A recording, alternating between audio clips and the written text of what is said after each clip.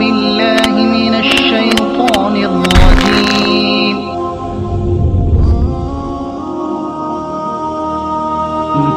للذين يؤلون من نسائهم تربص 4 أشهر فإن فاءوا فإن الله غفور رحيم. وإن عزموا الطلاق فإن الله سميع عليم. والمطلقات يتربصن بأنفسهن 3 قروء ولا يحل لهن أن يكتمن ما خلق الله في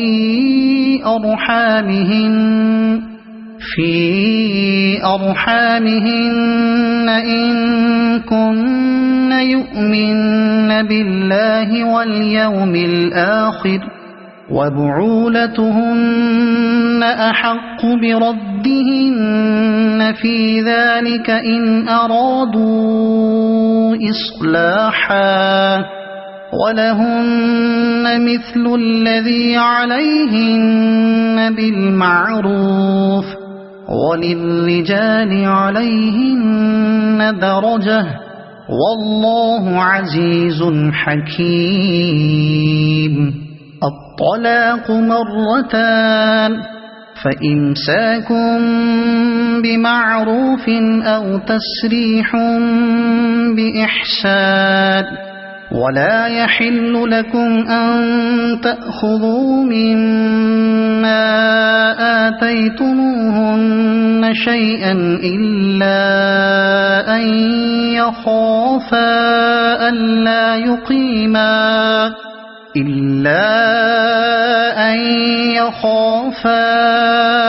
ألا يقيما حدود الله.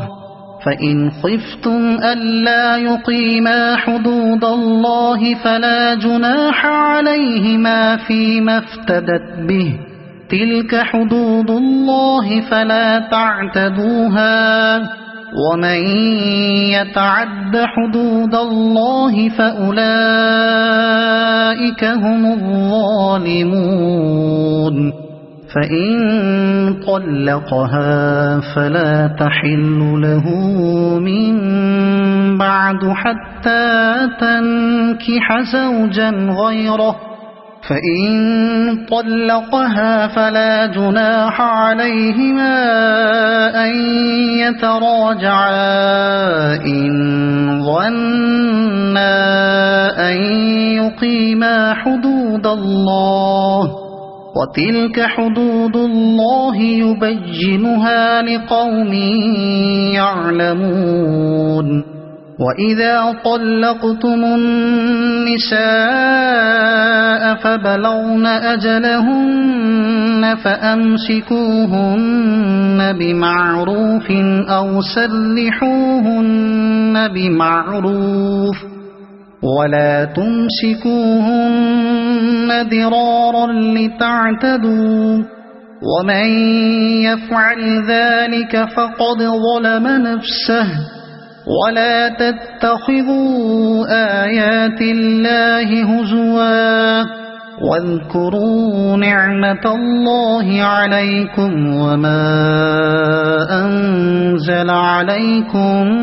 من الكتاب والحكمة يعظكم به واتقوا الله واعلموا أن الله بكل شيء عليم. وإذا طلقتم النساء فبلغن أجلهن فلا تعضلوهن أن ينكحن أزواجهن إذا تراضوا بينهم بالمعروف. ذلك يوعظ به من كان منكم يؤمن بالله واليوم الآخر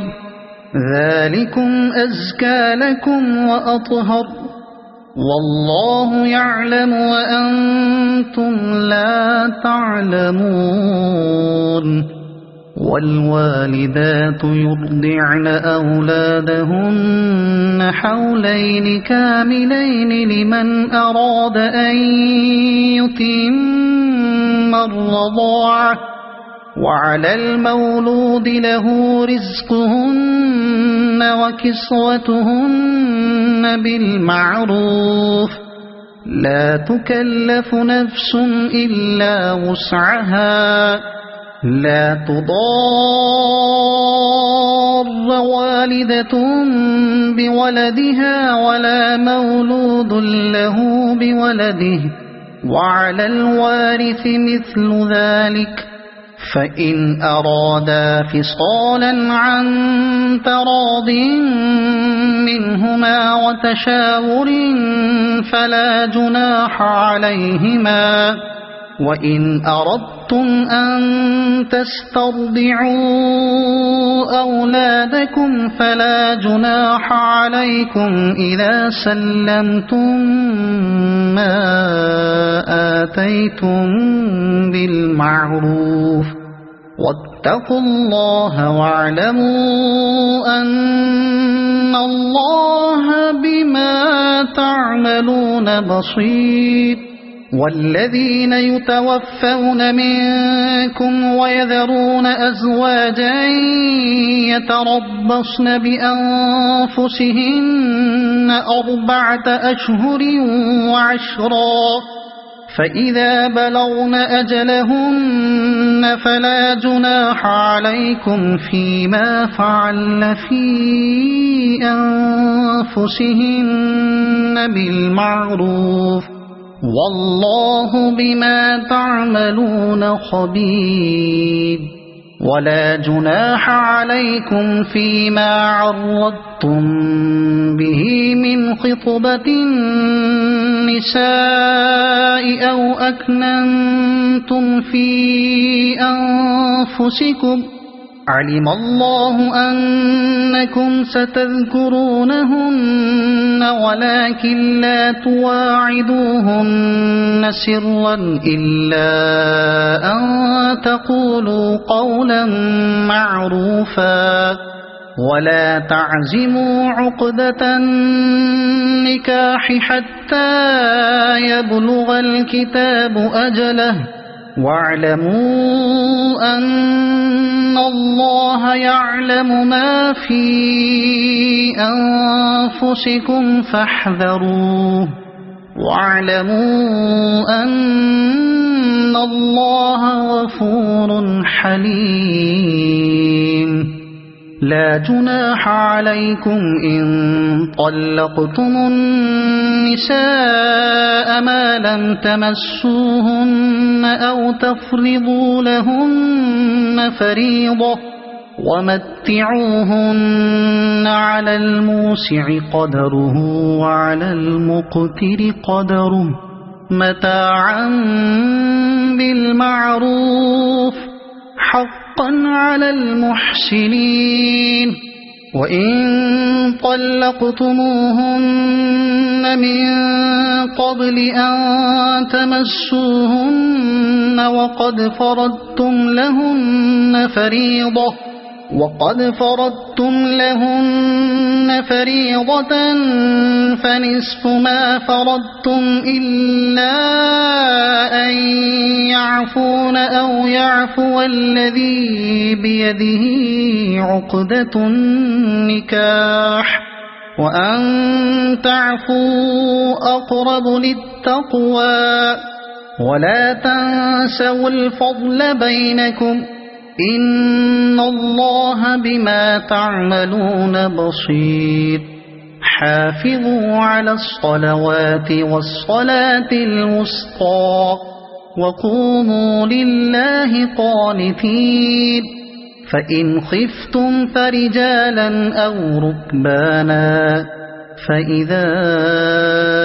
أمنتم فاذكروا الله كما علمكم ما لم تكونوا تعلمون والذين يتوفون منكم ويذرون أزواجا وصية لأزواجهم متاعا إلى الحول غير إخراج فإن خرجن فلا جناح عليكم فيما فعل في أنفسهن من معروف والله عزيز حكيم وللمطلقات متاع بالمعروف حقا على المتقين كذلك يبين الله لكم آياته لعلكم تعقلون ألم تر إلى الذين خرجوا من ديارهم وهم ألوف حذر الموت فقال لهم الله موتوا ثم أحياهم إن الله لذو فضل على الناس ولكن أكثر الناس لا يشكرون وقاتلوا في سبيل الله واعلموا أن الله سميع عليم من ذا الذي يقرض الله قرضا حسنا فيضاعفه له أضعافا كثيرة والله يقبض ويبسط وإليه ترجعون ألم تر إلى الملأ من بني إسرائيل من بعد موسى إذ قالوا لنبي له مبعث لنا ملكا نقاتل في سبيل الله قال هل عسيتم إن كتب عليكم القتال ألا تقاتلوا قالوا وما لنا ألا نقاتل في سبيل الله وقد أخرجنا من ديارنا وأبنائنا فلما كتب عليهم القتال تولوا إلا قليلا منهم والله عليم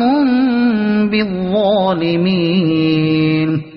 وقال لهم نبيهم إن الله قد بعث لكم طالوت ملكا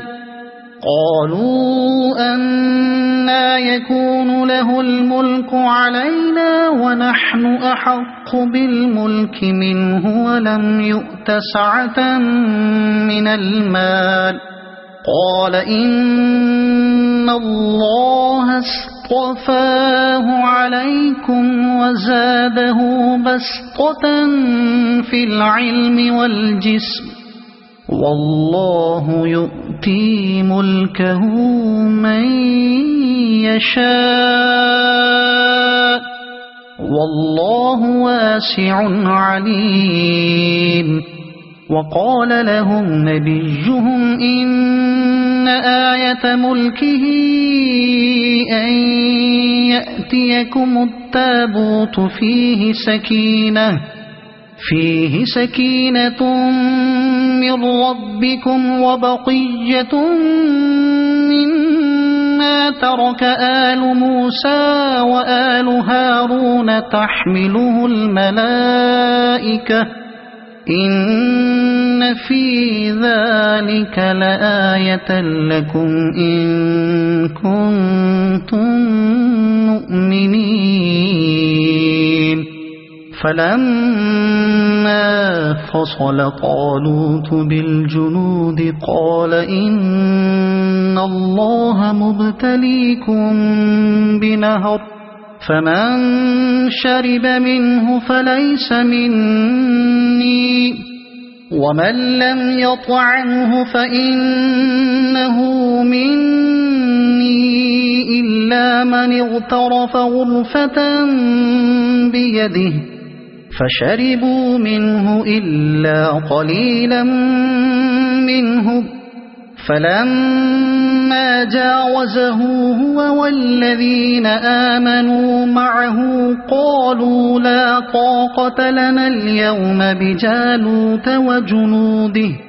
قال الذين يظنون أنهم ملاقو الله كم من فئة قليلة غلبت فئة كثيرة بإذن الله والله مع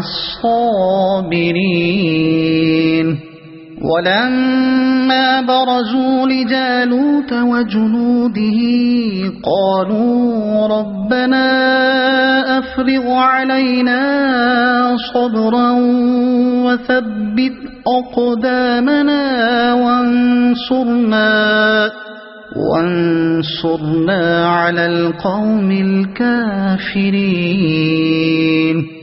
فهزموهم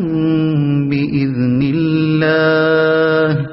وقتل داود جالوت وآتاه الله الملك والحكمة وعلمه مما يشاء ولولا دفع الله الناس بعضهم ببعض لفسدت الأرض ولكن الله ذو فضل على العالمين تلك آيات الله نتلوها عليك بالحق وإنك لمن المرسلين تلك الرسل فضلنا بعضهم على بعض منهم من كلم الله ورفع بعضهم درجات وآتينا عيسى ابن مريم البينات وأيدناه بروح القدس ولو شاء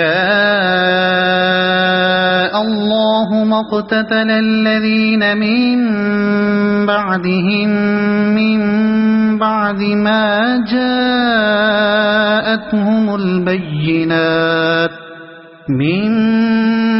ما جاءتهم البينات ولكن اختلفوا فمنهم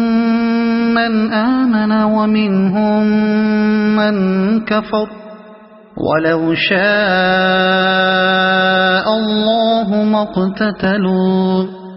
ولكن الله يفعل ما يريد يا أيها الذين آمنوا أنفقوا مما رزقناكم من قبل أن يأتي يوم لا بيع فيه ولا خلة ولا شفاعة والكافرون هم الظالمون الله لا إله إلا هو الحي القيوم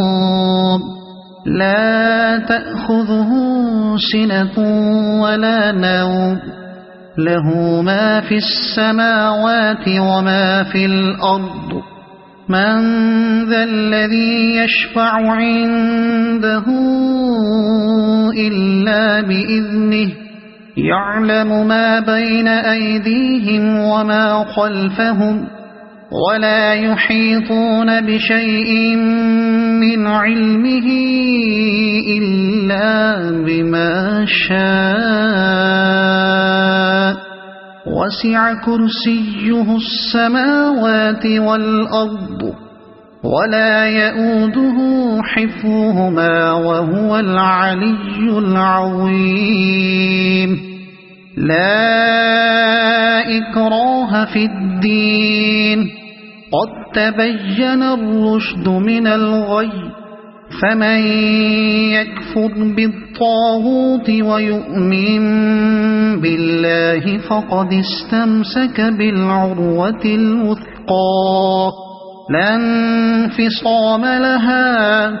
والله سميع عليم الله ولي الذين آمنوا يخرجهم من الظلمات إلى النور والذين كفروا أولياؤهم